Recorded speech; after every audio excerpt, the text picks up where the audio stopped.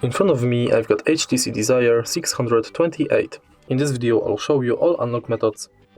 In the beginning let's enter settings, go to security, screen lock and confirm. As you can see we've got 4 options. We've got no lock screen,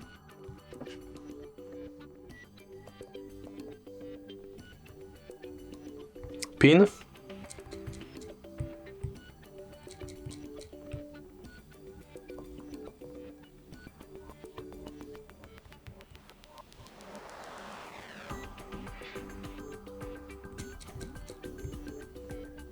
password,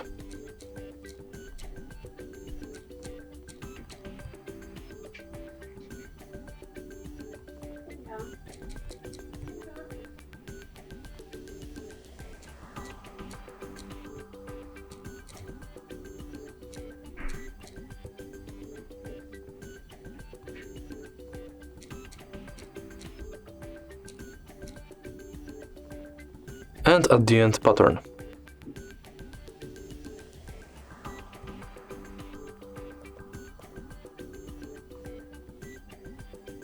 That's all.